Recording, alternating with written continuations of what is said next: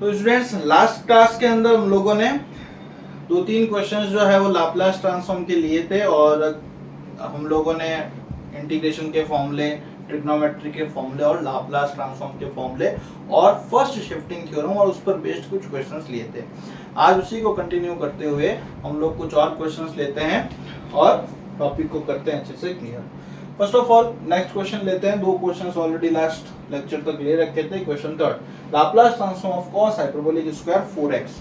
तो first of all मेरा यही कहना है, दिमाग के अंदर फिट रखिएगा, जब भी दो साइन मल्टीप्लाई में हो, एक साइन एक कॉस और दोनों ही कॉस मल्टीप्लाई में हो, तो 2 से ऊपर नीचे मल्टीप्लाई करके उसको तोड़ो।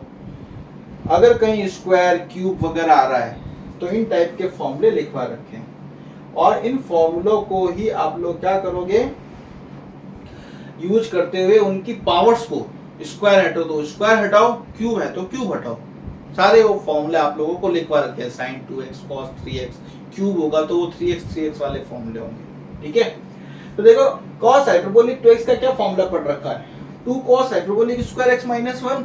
इसका मतलब cos हाइपरबोलिक स्क्वायर x की वैल्यू कितनी है, माइनस का 1 इधर लाओ तो 1 प्लस cos हाइपरबोलिक 2x और ये जो मल्टीप्लाई का 2 है वो डिवाइड में आएगा। अब ध्यान से देखो, यहाँ x है तो यहाँ कितना है, 2x है, तो अब यहाँ 4x है, तो बताओ cos हाइपरबोलिक स्क्वायर 4x अगर यहाँ होगा तो यहाँ कितना होगा, 8x।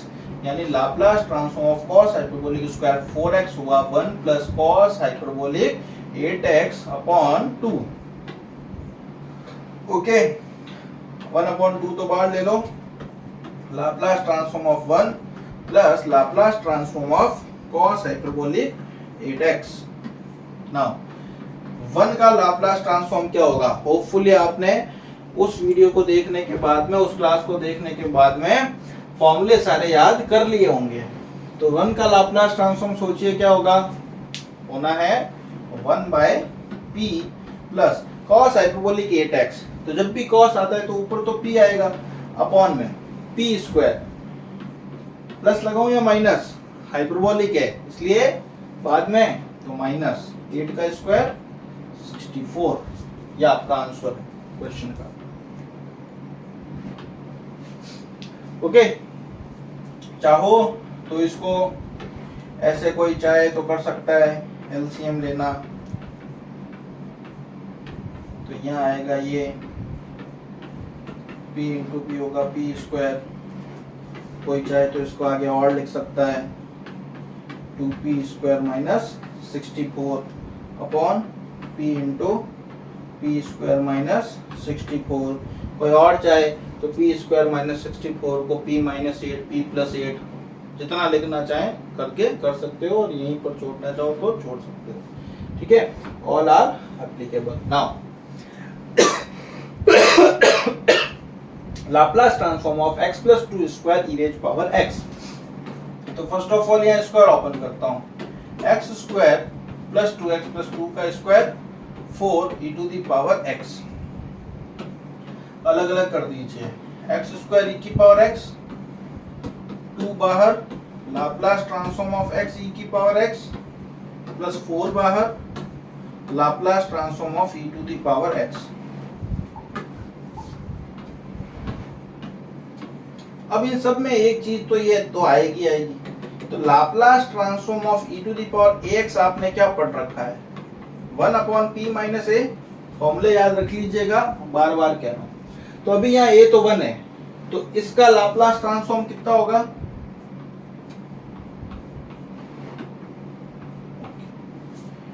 अब देखो इन सब के नहीं पता, बट फर्स्ट शिफ्टिंग थ्योरम हमें पता है।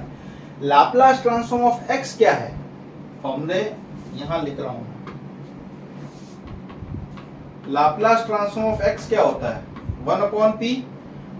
Okay, sorry, Laplace transform of x जो है वो है 1 अपॉन p स्क्वायर, क्योंकि लाप्लास ट्रांसफॉर्म ऑफ x का फॉर्मूला आप लोगों ने क्या पढ़ रखा है, x रेज पावर n का। देखिए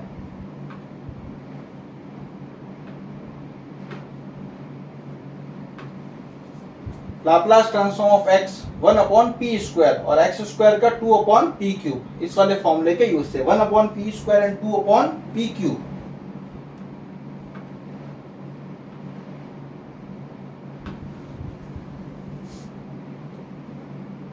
और Laplace transform of x square क्या है, 2 बाई पी क्यूब। अब देखो अगर x का Laplace transform 1 upon P square है, e की पावर x से मल्टीप्लाई हो रहा है, किससे, e की पावर 1x से। तो जब भी किसी फंक्शन का लाप्लास ट्रांसफॉर्म पता हो और वो e की पावर ax से मल्टीप्लाई हो रहा हो, तो फर्स्ट शिफ्टिंग थ्योरम कहता है जहां p है उसको p माइनस a से रिप्लेस कर दो, यानी इसका आंसर कितना हो जाएगा, 1 अपॉन p माइनस 1 का स्क्वायर। ओके, यहां पर भी a यूज नहीं होगा, a की जगह करंटली कौन है, 1। अब देखो यहाँ Laplace transform of x square पता है 2 अपॉन पी क्यूब, तो जैसे ये e की पावर x से मल्टीप्लाई होगा, यानी e की पावर 1x से p किससे रिप्लेस हो जाएगा, p माइनस 1 से, तो मतलब 2 अपॉन p माइनस 1 का क्यूब। ओके, ये आप लोगों के फाइनल आंसर हो जाएगा। अब इसमें ऐसा कोई जरूरी नहीं है कि आप इसका एलसीएम लेके उसको आगे फॉरवर्ड करके सॉल्व करें, और चाहे तो आप लोग कर सकते हैं, कोई ऐसा नहीं। नाउ देखो इसमें भी जब भी कोई e की पावर से मल्टीप्लाई में हो तो दिमाग ये लगाओ कि मैं इसका वैल्यू निकाल लेता हूं। जैसे ही इसका लाप्लास ट्रांसफॉर्म पता चलेगा तो फर्स्ट शिफ्टिंग थ्योरम कहती है अगर ये e की पावर माइनस 2x से मल्टीप्लाई होता है तो p किससे रिप्लेस हो जाएगा, p प्लस 2 से। तो पहले मैं क्या करता हूं, Laplace transform of cos square x निकालता हूं। अब स्क्वायर जब भी वो हटाना पड़ता है तो ये फॉर्मूला आप लोगों को पता है, तो यहां से cos स्क्वायर x का फॉर्मूला बताओ क्या होगा, 1 प्लस cos 2x अपॉन 2। अगर मैं 2 को बाहर ले लूं तो लाप्लास ट्रांसफॉर्म ऑफ 1 ये पूरा बाहर है, plus Laplace transform of cos 2x। 1 का लाप्लास ट्रांसफॉर्म कितना है, 1 by P plus cos 2x का, cos है इसलिए p upon p square, normal है इसलिए प्लस आएगा, b की वैल्यू 2 है। ये फॉर्मूला याद है तो ही होगा। फॉर्मूला क्या था, cos bx का p upon p square plus b square, तो यहाँ b की जगह 2 है इसलिए 2 लिख दिया, बार बार फॉर्मूला में नहीं लिख रहा। ओके, ये तो है किसका, Laplace transform of cos square x का। Now by first shifting theorem, by first shifting theorem, first shifting theorem कहती है कि अगर कोई फंक्शन का लाप्लास ट्रांसफॉर्म पता हो और वो e की पावर ax से मल्टीप्लाई हो जाए तो p माइनस a से मल्टीप्लाई हो जाता है, रिप्लेस हो जाता है। तो अगर ये e to the power minus 2x से मल्टीप्लाई हुआ है, इसका हमें पता है e की पावर माइनस 2x से मल्टीप्लाई होकर पता करना है, तो p को किससे रिप्लेस कर दो, p प्लस 2 से। तो 1 upon p plus 2 plus p plus 2 upon p plus 2 का स्क्वायर प्लस 4, और ये हो जाएगा आंसर। ठीक है जी, चलिए नेक्स्ट क्वेश्चन लेते हैं। साइन 80 cos bt, तो देखो 2 sin ax cos bx का फॉर्मूला पता है, sin a minus bx plus sin a plus bx।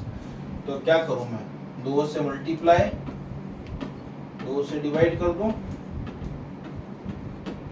एक sin a cos मल्टीप्लाई में, देखो तो इस वाले फॉर्मूले के यूज से क्या मैं इसको लिख सकता हूँ, sine a minus B T plus sine a plus B T.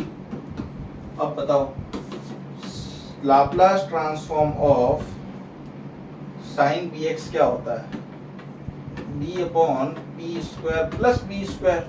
अभी यहाँ b की जगह कौन है, इसमें तो a माइनस बी और इसमें a प्लस बी, तो ये होगा आपके a minus B upon P square plus a minus B का स्क्वायर, प्लस यहाँ पर a plus B upon P square plus a plus B का होल स्क्वायर। ओके, ये ठीक है। Now sine hyperbolic cube X, cube है तो cube को हटाना है, क्यूब को हटाने के लिए ये आपने फॉर्मूला याद कर रखा है, साइन हाइपरबोलिक 3x क्या होता है, 3 sin hyperbolic x plus 4 sin hyperbolic cube x 343। उस वाले में माइनस आता है नॉर्मल ट्रिग्नोमेट्री वाले में, और यहाँ प्लस आया है। और जबकि कॉस वाले में दोनों में ही माइनस है, नॉर्मल ट्रिग्नोमेट्री वाले में भी माइनस है, इसमें भी माइनस है। तो यहाँ से अभी अगर आप साइन हाइपरबोलिक क्यूब एक्स देखो तो फॉर्मूला क्या बन रहा है, साइन हाइपरबोलिक 3x, ये प्लस का इधर आएगा, माइनस में 3 साइन हाइपरबोलिक x, और ये मल्टीप्लाई का 4 है इधर आएगा, तो डिवाइड, यही बनेगा, बनाकर देख लेना। नाउ साइन हाइपरबोलिक bx का क्या पढ़ रखा है, Laplace transform b upon p square minus b square, hyperbolic है ना तो माइनस आता है। तो यहाँ क्या होगा देखो, b कौन है यहाँ, 3 अपॉन p स्क्वायर माइनस 3 का स्क्वायर 9, माइनस ये 3 कांस्टेंट बार, यहाँ b कौन है, कुछ नहीं है, इसका मतलब 1, ओके 1, तो 1 upon p square minus 1 square 1, ये लीजिए ये इसका। तो अभी कोई ज्यादा हार्ड एंड फास्ट वर्क नहीं है, बट पूरी बुक का ये बेस है, क्योंकि लाप्लास ट्रांसफॉर्म में छोटे छोटे क्वेश्चन आएंगे, तभी आप लोग बड़े क्वेश्चंस को अच्छे तरीके से कर पाएंगे। ठीक है, होपफुली आप लोगों को सारा कांसेप्ट समझ में आ रहा होगा। Now Laplace transform of x sin ax and Laplace transform of x cos ax आप लोगों को फाइंड करना है। तो देखो इसके अंदर ना e to the power ax से मल्टीप्लाई है, ना कोई बात, यहाँ x से मल्टीप्लिकेशन है। तो इस क्वेश्चन के अंदर थोड़ा सा डिफरेंट टेक्नोलॉजी है। क्या, हमें एक डी माइवर थ्योरम होती है जो 12th क्लास में पढ़ाई जाती है, उससे मालूम है कि e to the power iota theta क्या होता है, cos theta plus iota sin theta होता है। तो e to the power iota ax क्या होगा, e to the power iota ax, ये क्या होगा, cos ax plus iota sin ax।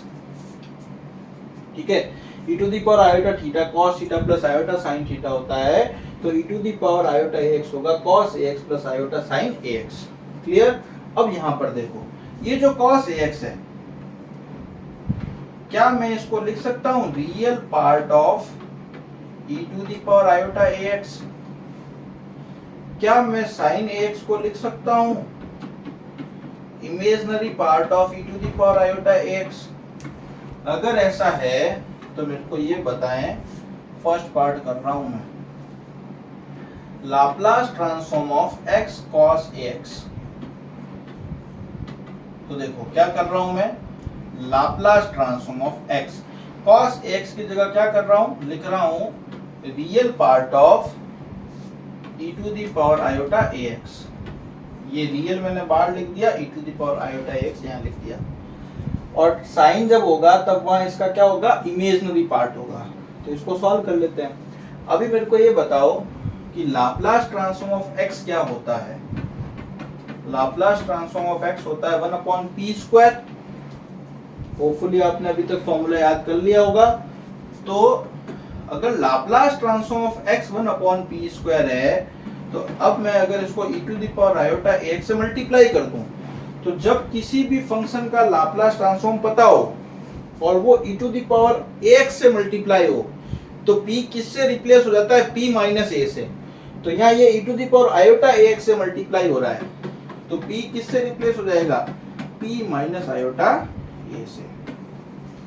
ठीक है, तो बताइए x e to the power iota ax, इसका लाप्लास ट्रांसफॉर्म कितना हो जाएगा, 1 upon p minus iota a का होल स्क्वायर से। अब मैं क्या करूं, क्योंकि मेरे को इसका रियल पार्ट निकालना है, तो रैशनलाइजेशन करना पड़ेगा।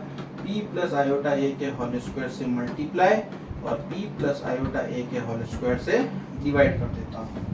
तो रियल पार्ट ऑफ इसका होल स्क्वायर ओपन करो, तो p square iota square a square, iota square की वैल्यू -1 होती है, तो minus a square plus 2pa iota upon a minus B into a plus B, फिर होल स्क्वायर लगेगा। तो देखो p minus iota into p plus iota a क्या होगा, p square minus iota square a square. Iota square की value -1 होती है, तो माइनस माइनस यहाँ पर क्या हो जाएगा, प्लस। अब बताओ इसका रियल पार्ट कौन है, रियल पार्ट है p square minus a square upon P square plus a square. Imaginary part पूछे तो कौन है, 2p upon P square plus a square. तो करता हूं, therefore Laplace transform of x cos ax is equal to, इसका सिर्फ रियल पार्ट लिख रहा हूं मैं, p square minus a square upon P square plus a square. अब Laplace transform of x sin ax निकालना है, तो इसको एक स्टेप में क्या लिखेंगे, imaginary part of Laplace transform of x e to the power iota ax। अब इसको पूरा सॉल्व करने की जरूरत नहीं है, ये ऑलरेडी सॉल्व हो रखा है। ये इसका इमेजिनरी पार्ट कौन है, 2pa upon p square plus a square. तो ये हो जाएगा Laplace transform of x sin ax। ये एक और मेथड से होगा, उसके अंदर एक थ्योरम लगेगी, कौन सी, second method, multiply by x। एक टॉपिक आएगा कि जब भी कोई फंक्शन x से मल्टीप्लाई हो जाता है तो उसको कैसे करते हैं, उस वाले मेथड से भी हो सकता है, बट वो लेटर ऑन जब आएगा उस टाइम उससे इसको डिस्कस करेंगे। Okay, now proof of some important फॉर्मूले। हो सकता है कभी कभार किसी फॉर्मूले का प्रूफ भी पूछ ले, तो एक दो एक के जो है मैं फॉर्मूलों के और प्रूफ करवा रहा हूँ। जैसे मैंने x की पावर n का करवाया, वैसे ही e to the power ax का करते हैं। इस क्वेश्चन को करने से पहले ध्यान रखें, e to the power minus infinity की वैल्यू 0 होती है, e to the power infinity की वैल्यू इन्फिनिटी होती है। अब देखो, जैसा कि मेरे को प्रूफ करना है, Laplace transform of e to the power ax। क्या कहा था, जब किसी भी फंक्शन पर लाप्लास ट्रांसफॉर्म ऑपरेट होता है, उसको e to the power minus px से मल्टीप्लाई करके 0 से इन्फिनिटी तक इंटीग्रेट कर दो। अब अगर मैं इसको ऊपर कॉमन लेके लिखूं, करिए इसको integrate, e to the power ax का, e to the power ax, x ना होके x का फंक्शन है तो इसका डिफरेंशिएशन करो, मिलेगा माइनस p माइनस a, तो उसका जाएगा डिवाइड,